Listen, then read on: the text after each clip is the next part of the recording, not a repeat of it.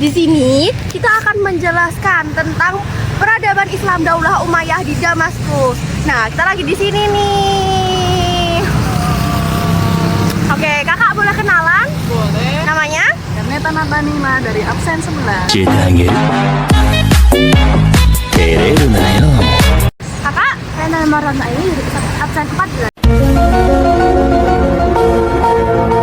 Kakak? Saya Salma Kaislafa dari absen 23.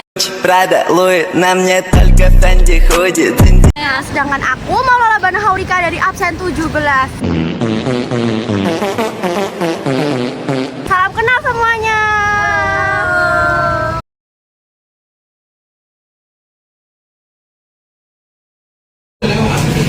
Sejarah kelahiran Daulah Umayyah di Damaskus. Daulah Umayyah merupakan daulah Islam yang pertama kali yang lahir pada tahun 40 Hijriah yang didirikan oleh Muawiyah bin Abi Sufyan. Berdirinya Daulah Umayyah ini mengalami beberapa proses yang panjang. Yang pertama ada Perang Siffin.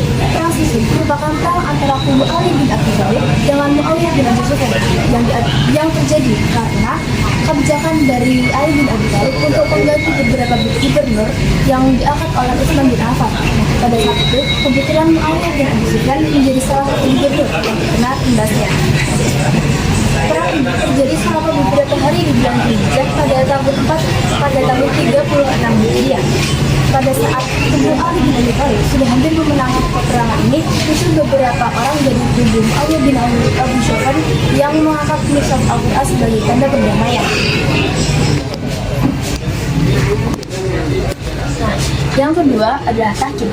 Tahkim adalah perjanjian sebagai upaya perdamaian yang dilakukan dengan cara menunjuk juru runding dari dua belah pihak, baik itu dari pihak Ali maupun dari pihak Muawiyah. Nah, pada tahkim ini, pihak Ali maupun pihak Muawiyah telah melakukan kesepakatan. Di antaranya, yang pertama, salah satunya adalah gencatan senjata serta mengembalikan persoalan umat kepada kita buah. Nah, dari pihak Ali sendiri, mereka menunjuk Abu Musa al-Asy'ari, dan dari pihak Muawiyah, mereka menunjuk Amr bin As dengan masing-masing pihak membawa 400 pasukan. Walaupun pada akhirnya keputusan dari tahkim ini tidak dapat memuaskan kedua belah pihak. Nah, yang ketiga ialah Amul Jamaah. Amul Jamaah atau disebut juga dengan tahun perdamaian merupakan peristiwa pemilihan tahta antara Hasan bin Ali kepada Muawiyah di Maskin. Nah, peristiwa ini terjadi karena Hasan bin Ali yang tidak menyukai adanya kekacauan dan lebih menyukai adanya perdamaian, hingga beliau membuat perjanjian dengan syarat yang dapat disetujui oleh kedua belah pihak. Serta dia juga menuliskan pembayarannya kepada Muawiyah dan juga memberikan kota Kufah kepada Muawiyah. Hingga pada akhirnya pada tahun 41 Hijriah, Muawiyah berhasil menjadi khalifah secara resmi.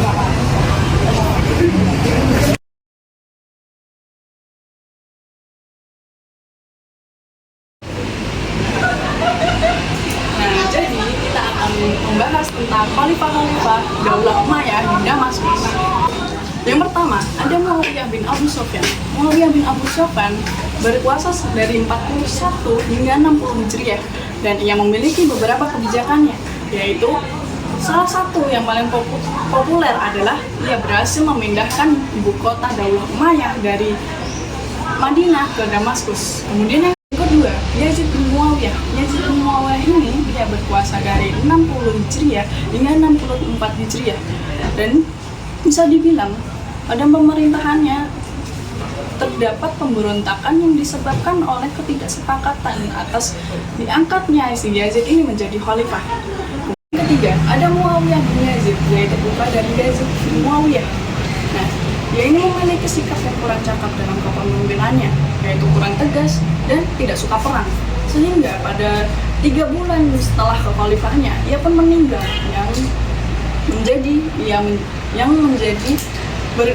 hanya berkuasa pada tahun 64 Hijriah saja. Yang keempat, Marwan bin Hakam, yaitu ia memimpin dari tahun 64 Hijriah hingga 65 Hijriah, dan yang memiliki kebijakannya bisa disingkat dua ya. Nah, jadi yang pertama, dia memandang semua gerakan-gerakan yang mengganggu stabilitas pemerintahannya. Dan yang kedua, dia mengembangkan kedudukan semua suku Jazirah Arab ke dalam kekuasaannya. Yang kelima, ada Abdul Malik bin Marwan. Dia berkuasa dari 65 Hijriah hingga 86 Hijriah. Kemudian yang keenam, ada Al-Walid bin Abdul Malik.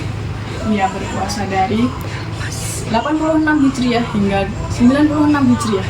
Dan yang ketujuh, ada Sulaiman bin Al-Walid. Ia berkuasa dari 96 Hijriah hingga 99 Hijriah. Kemudian yang kedelapan, ada Umar bin Abdul Aziz. Dia berkuasa dari 99 hingga 101 Hijriah. Kemudian yang kesembilan, ada Yazid bin Abdul Malik yang berkuasa dari 101 hingga 105 Hijriah. Kemudian yang ke-10, Hisham bin Abdul Malik yang berkuasa dari 105 hingga 125 Hijriah. Yang ke-11, ada Walid bin Yazid. Dia berkuasa dari 125 hingga 126 Hijriah. Nah, Khalifah ke-12 nih, yaitu Khalifah Yazid bin Walid, berkuasa pada tahun 126 Hijriah hingga 127 Hijriah. Lalu diteruskan oleh Khalifah Ibrahim bin Walid, berkuasa pada 127 Hijriah. Nah, Khalifah terakhir kita yaitu Marwan bin Muhammad, berkuasa pada tahun 745 Masehi hingga 750 Masehi. Beliau meninggal pada tanggal 6 Agustus 750 Masehi, yang sebagai pertanda runtuhnya dinasti Umayyah di Damaskus.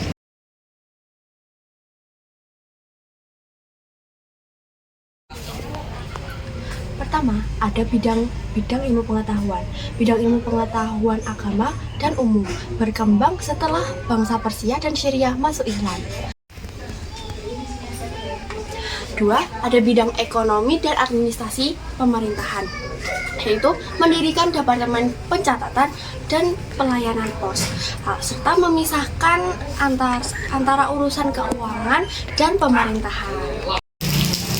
Ketiga, ada bidang hukum, diantaranya yaitu al-qadhi, memutuskan perkara dengan ijtihad, serta al-hisbah, menyelesaikan permasalahan umum dan pidana.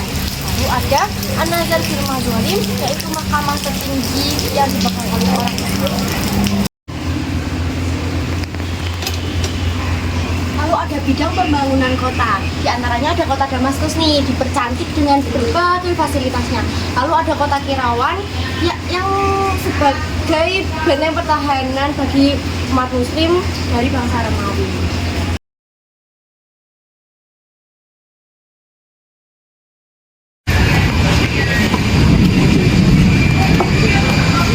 Daulah Umayyah mengalami keruntuhan disebabkan karena pembagian dua wilayah, Khalifah Marwan di semenanjung tanah Arab, kemudian Khalifah Yazid di tanah Wasit. Nah, tapi berpusatnya itu di semenanjung tanah Arab. Nah, dari situlah Daulah Abbasiyah ingin menumbangkan Khalifah Marwan karena ketidakadilan atau entah bagaimana. Kemudian disitulah timbul kekacauan sehingga menyebabkan Khalifah Marwan meninggal. Ada beberapa faktor yang mempengaruhi kemunduran Daulah Umayyah di Damaskus. Yang pertama, ketidakpuasan pemeluk Islam non-Arab atau Mawali. Yang kedua, pemberontakan suku Arab Mudariyah dan Milaniyah. Yang ketiga, ketiga, sistem pemilihan khalifah secara garis keturunan atau monarki hereditas. Yang keempat, lemahnya Daulah Abbasiyah karena mereka hidup mewah di istana. Yang kelima, ada menguatnya kekuatan Abbasiyah dari keturunan Bani Hashim.